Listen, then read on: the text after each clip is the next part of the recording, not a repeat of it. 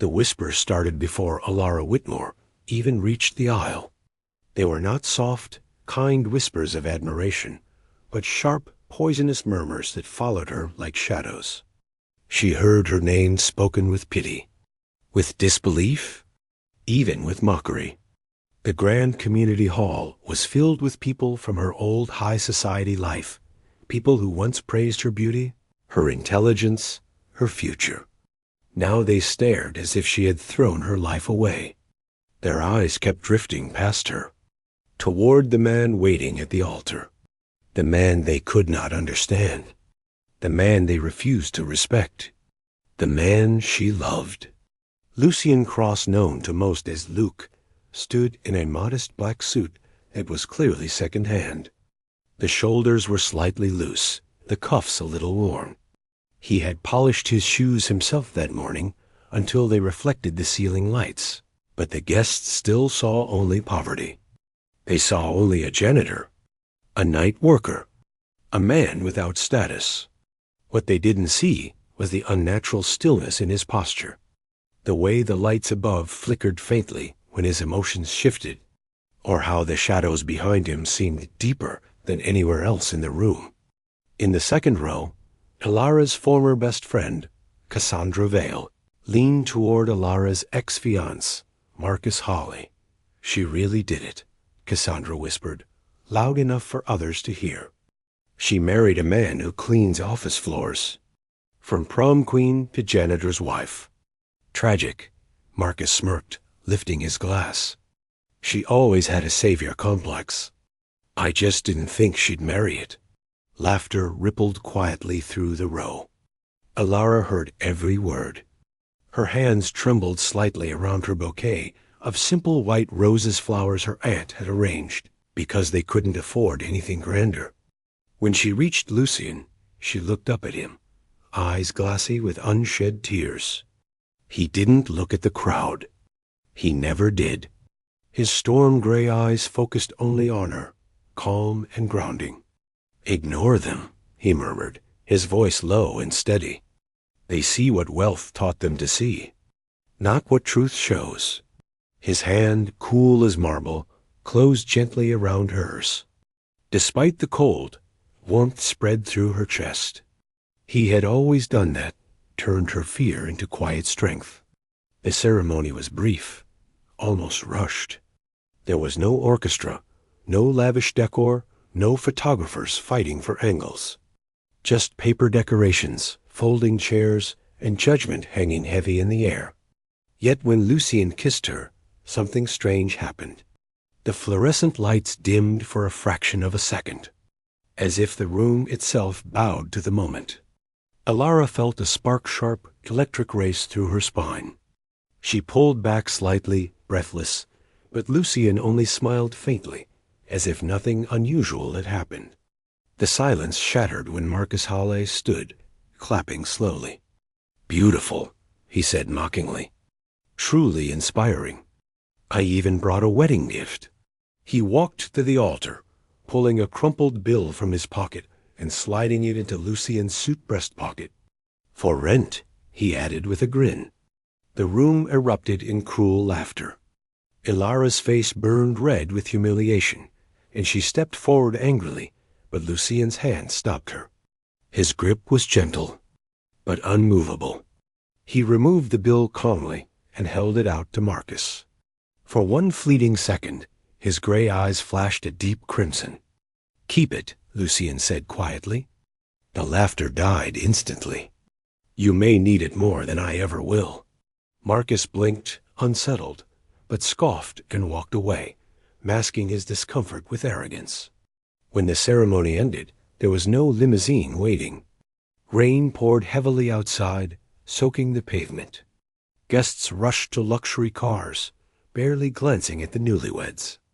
Elara and Lucien walked alone toward the bus stop, her white dress hem dragging through puddles. She tried to hold back her tears, but one slipped free. "I'm sorry," she whispered. "You deserved a better wedding. They ruined everything." Lucien removed his coat and draped it over her shoulders, shielding her from the rain though he himself seemed unaffected by the cold. He looked back toward the glowing city skyline, where the elite guests disappeared into wealth and comfort. His expression hardened not with anger, but with ancient patience. "No," he said softly. "It was perfect. Because you were there." He paused, eyes reflecting distant lightning. "And as for them, kings do not concern themselves with the buzzing of flies. Their time will come." Elara rested her head against him on the quiet bus ride home, believing he spoke only in metaphor, only in comfort. She didn't know his words were not poetic at all. They mocked her for marrying a poor man, never realizing the throne of the night had just taken a bride. 3 months after the wedding, reality settled over Elara and Lucien's life like winter frost. Their apartment sat on the 4th floor of an aging building in the East District, peeling paint, narrow hallways, and a radiator that groaned like it was in pain every night. The windows rattled when buses passed, and arguments from neighboring apartments bled through the paper-thin walls.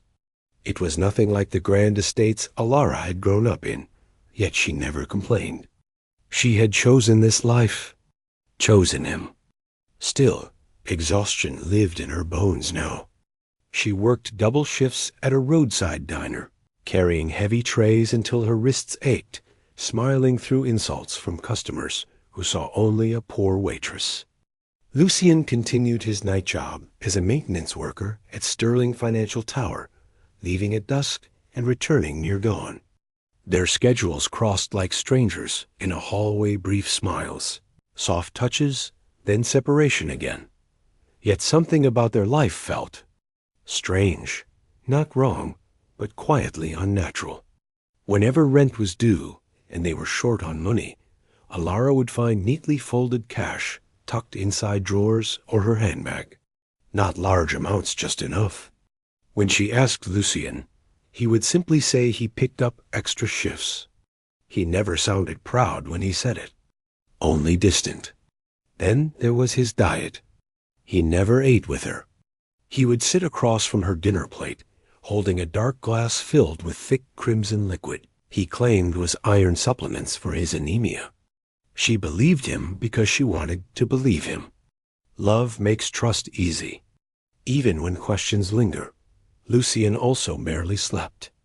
Many nights Elara woke to find him standing by the window, perfectly still, staring at the moonlit skyline. He looked less like a tired worker, and more like a statue carved from marble. One night she touched his arm from behind to surprise him, and gasped softly. His skin was ice cold, yet he turned and smiled gently as if nothing was unusual. "Couldn't sleep," he said. "Just thinking." But thinking about what? He never explained. The first real crack in normalcy came on a rainy Tuesday. Elara had fainted at work from exhaustion, forcing her manager to send her home early. She climbed the apartment stairs slowly, head still spinning. As she reached the door, she heard voices inside. One was Lucien's, but deeper, colder than she had ever heard it. The other voice was unfamiliar, guttural, ancient, almost echoing. She froze outside, heart hammering. "You cannot keep living like this, sire," the unknown voice said. "The council grows restless. The Wolf clans test the northern borders. They sense weakness because their king scrubs human floors." Silence followed. Then Lucien spoke, calm, regal, terrifyingly composed. "Let them test. I am not weak. I am learning. Humanity tempers power." The other voice growled softly. "And the girl? She suffers. Poverty erodes her health. If you love her, give her the empire beneath your feet." Elara's breath caught. "Empire? King?" She leaned closer to the door, barely breathing. "I will give her everything," Lucien said quietly. "But not yet. She must love me. Not the throne. Not the monster I am. When the time comes under the blood moon, I will reveal all." A floorboard creaked beneath Elara's foot. Silence fell instantly inside. Panic surged through her. She quickly stepped back, opened the door loudly, and walked in as if she had just arrived. "Lucien, I'm home." He sat alone on the worn sofa, reading a book. The apartment was empty. No second voice. No visitor. Yet the air felt colder than usual. He crossed the room in a blur of movement and cupped her face gently. "You're pale," he murmured. "What happened?"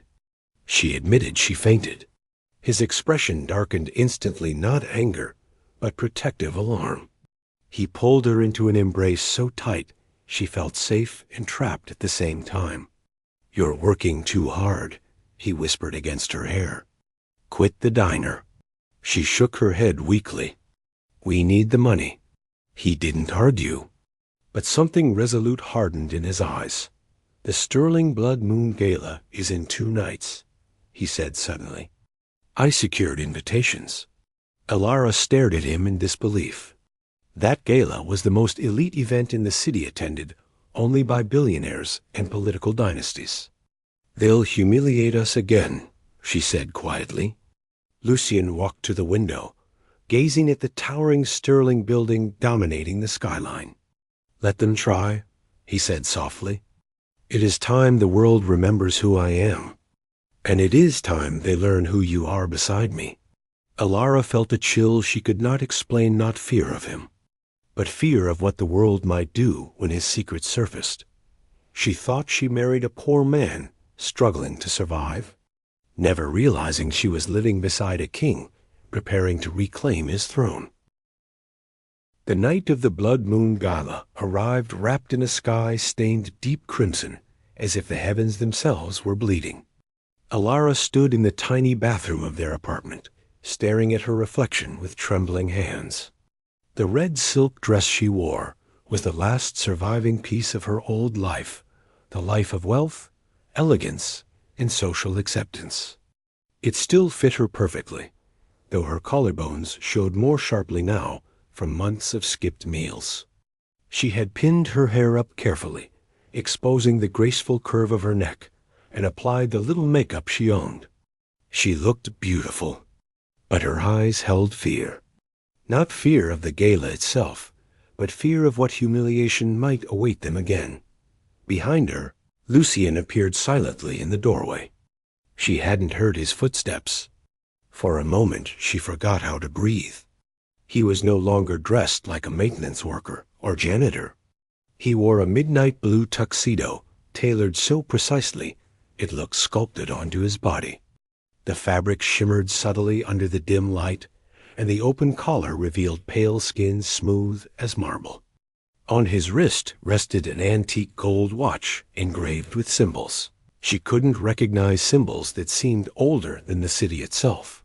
He looked powerful.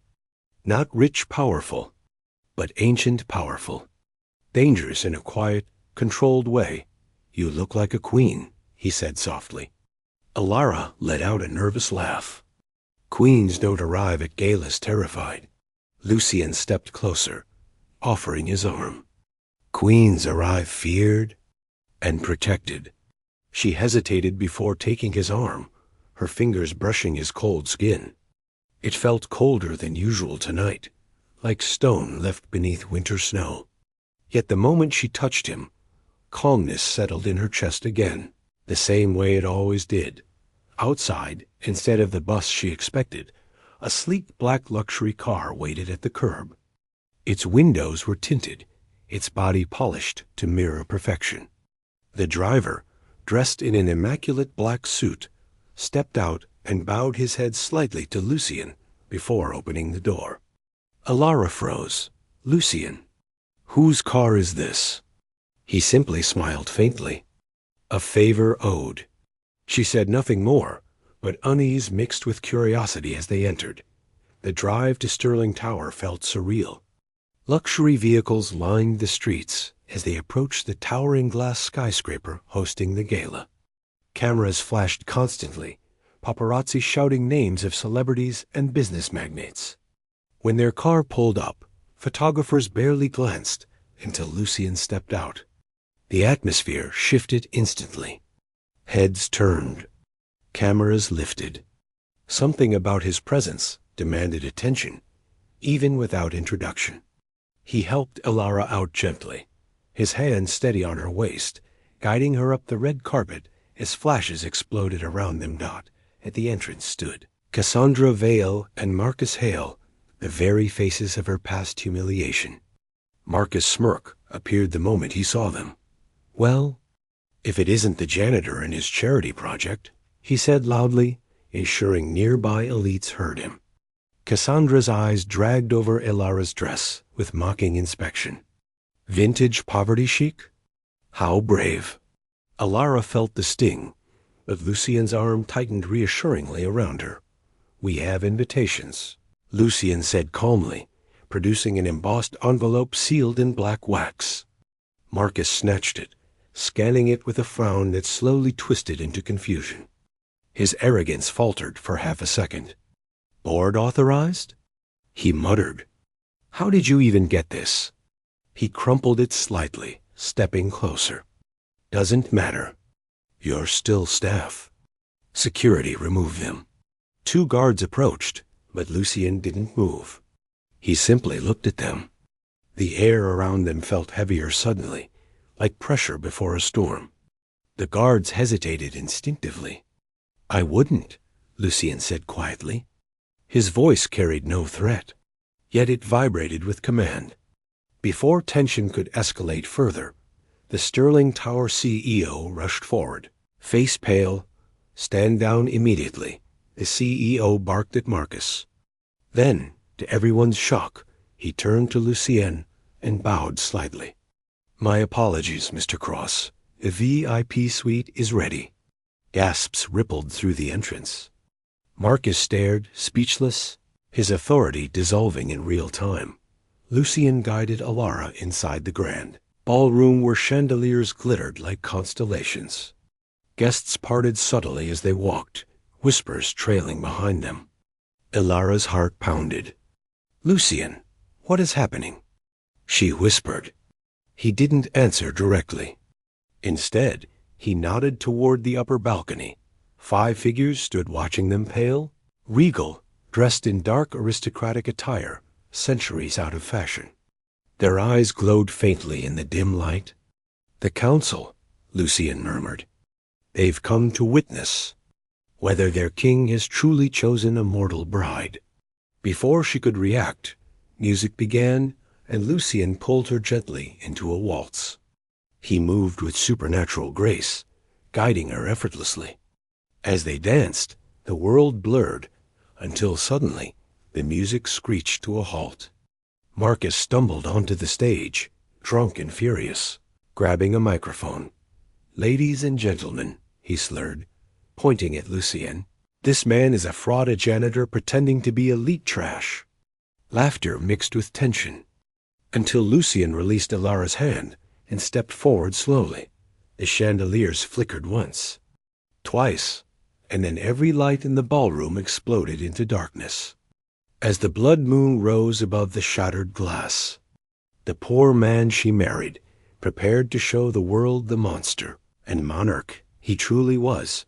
Asterisk darkness swallowed the ballroom the moment the chandeliers burst, shards of crystal raining onto marble floors like frozen tears.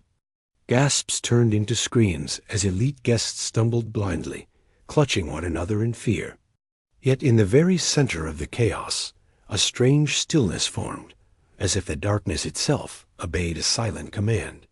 The only illumination now came from the enormous glass dome above, where the blood moon glowed deep red, staining everything in a haunting crimson light. And beneath that celestial glare, Lucien stood unmoving. Elara's breath caught in her throat. Something was changing.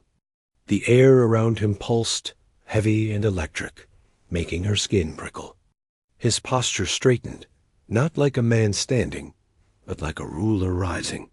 Shadows on the floor began to move, slithering toward his feet like loyal serpents returning to their master. His gray eyes, once calm and human, ignited into burning crimson orbs that glowed in the darkness like twin embers. The room fell silent, not because people chose silence, but because fear stole their voices.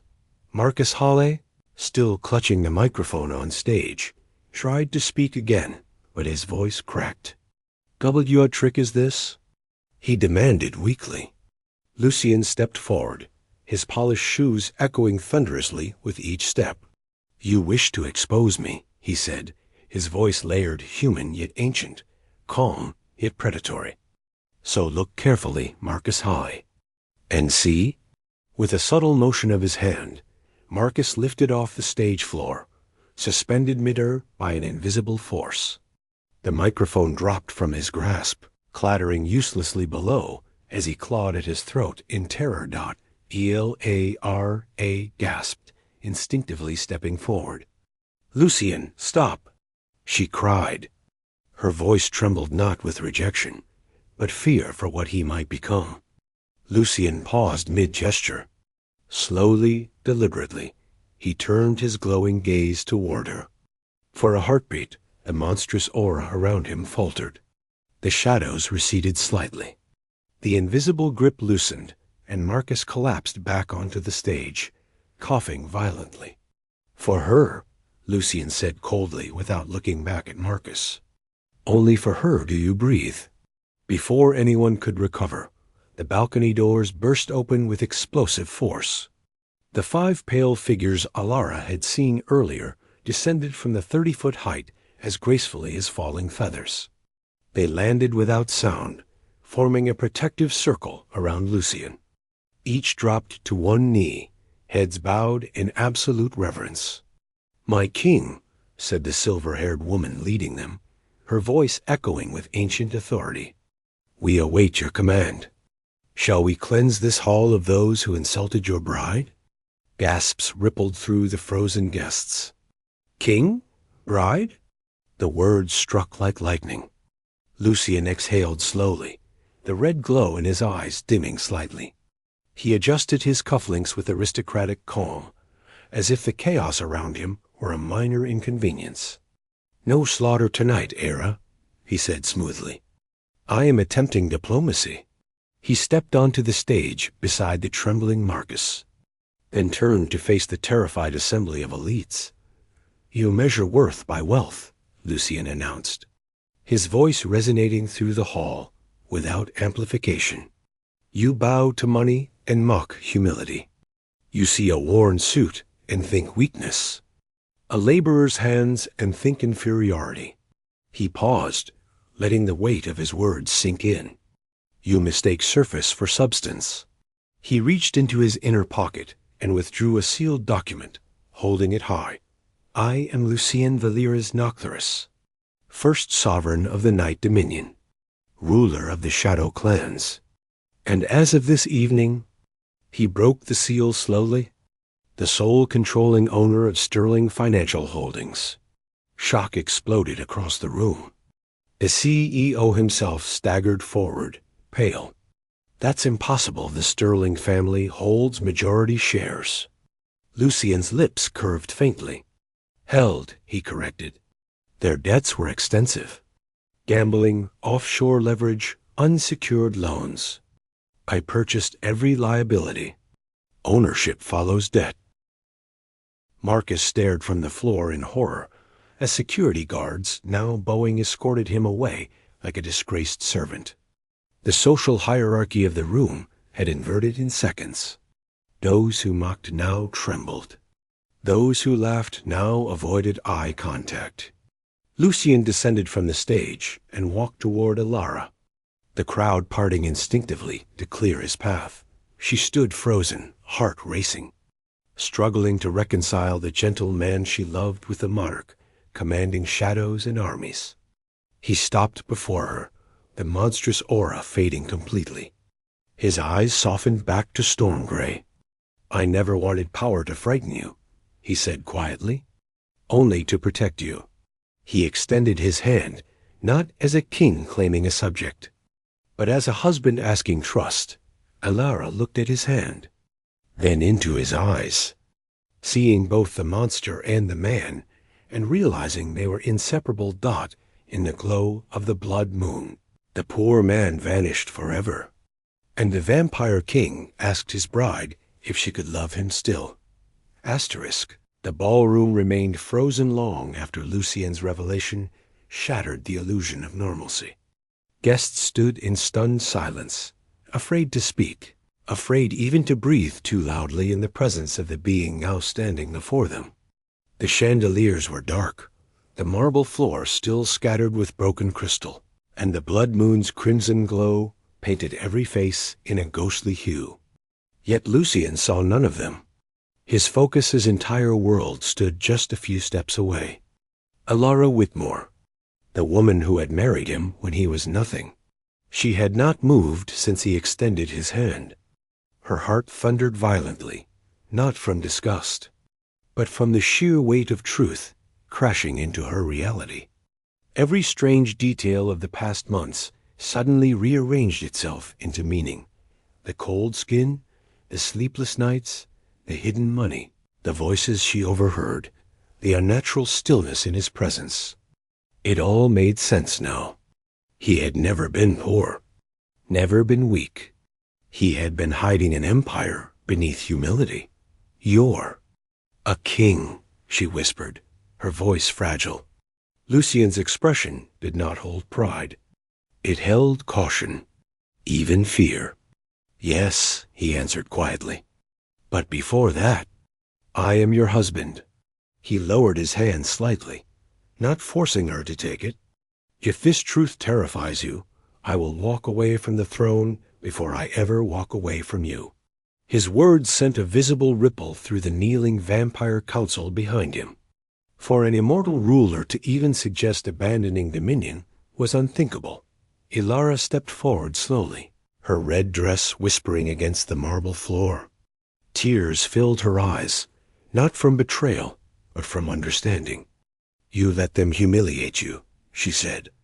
"You let them mock you, insult you, and you did nothing." Lucien's jaw tightened slightly.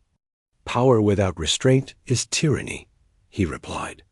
"I needed to know your love was real, not drawn to crowns or castles. You loved me when I had nothing. That is why you deserve everything." Behind them, murmurs began among the elite guests, fearful, reverent, confused. The vampire council watched intently, as though this moment held political significance far beyond romance. The silver-haired council leader stepped forward cautiously. "My king, the court awaits your command.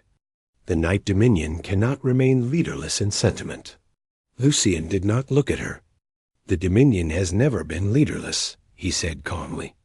"It has been patient." Elara finally reached him, slowly, deliberately. She placed her hand into his. His cold fingers closed around hers, but this time she did not flinch. "You should have told me," she said softly. Lucien nodded once. "I wanted to, every day. But I feared losing the one person who saw me as a man, not a monster." She looked up into his ancient eyes, seeing centuries of loneliness hidden behind controlled composure. "You're both," she said gently. "And I married both, even if I didn't know it."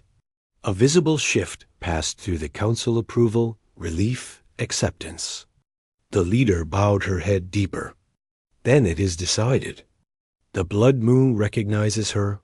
At her signal, all 5 council members lowered themselves fully to one knee before Elara. The gesture stunned the watching elites even more than Lucien's reveal. "Rise, future queen of the Night Dominion," the leader proclaimed. "Chosen not by blood, but by heart." Elara instinctively stepped back, overwhelmed. "Queen? I'm not royalty," she protested. Lucien stepped beside her, voice soft but resolute. "Royalty is not birth. It is character. You showed kindness when you had power, and dignity when you had none. That is why the night itself accepts you." From the edges of the ballroom, staff began restoring light through emergency fixtures. Dim golden illumination returned, revealing the terrified faces of those who once mocked her. Cassandra Vale stood among them, pale and speechless.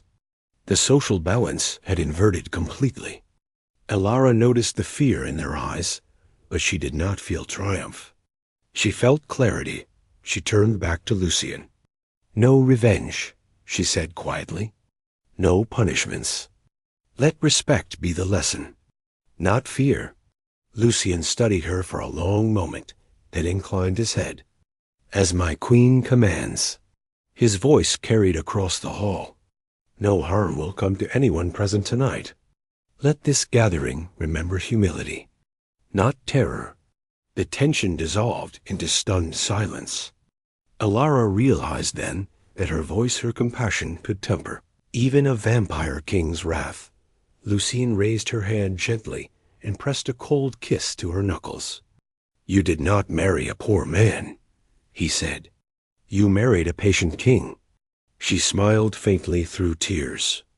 "And you did not marry a queen," she replied. "You married a girl who will remind you how to stay human." And beneath the fading glow of the blood moon, the vampire king, crowned not by power, but by love, chose his queen before the world. Asterisk. The blood moon gala ended not with music or celebration, but with silence heavy enough to be remembered for generations. By dawn, the story had already spread across every elite circle, every financial institution, every hidden supernatural court that existed beneath human society. The mysterious janitor who married a fallen socialite was no janitor at all. He was Lucien Valerius Nocturus, sovereign ruler of the Night Dominion, master of shadow legions, and now the controlling power behind sterling financial holdings. But while the world obsessed over power, wealth, and fear, Lucien's concern rested only on the woman standing beside him as they returned home. Their apartment looked smaller than ever when they stepped inside that night. The peeling paint, the creaking floorboards, the dim lamp in the corner, it all felt strangely fragile now that the truth had surfaced. Elara walked slowly through the living space, touching the back of the worn sofa, the chipped kitchen counter, the thin curtains by the window. "You lived here while ruling an empire," she murmured softly. Lucien removed his cufflinks, setting them carefully on the table as though nothing about his status had changed. "This place mattered more than any palace," he said. "It is where I learned what peace feels like." She turned to him, studying his face, not the king, not the vampire, but the man she fell in love with. "Will everything change now?" she asked quietly. Lucien did not answer immediately. Instead, he walked to the window, gazing at the city skyline where dawn began softening the horizon. "Some things must," he admitted. "The Night Dominion requires its ruler present.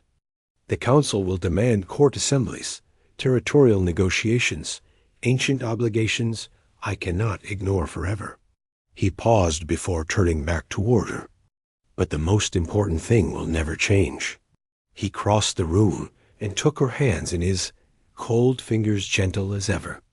"You are not moving into my world alone," he said.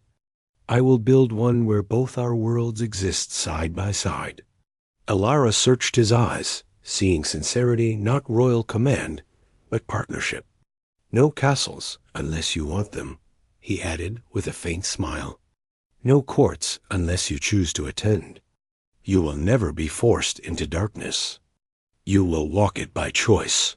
A knock sounded at the apartment door, then 3 precise, formal knocks.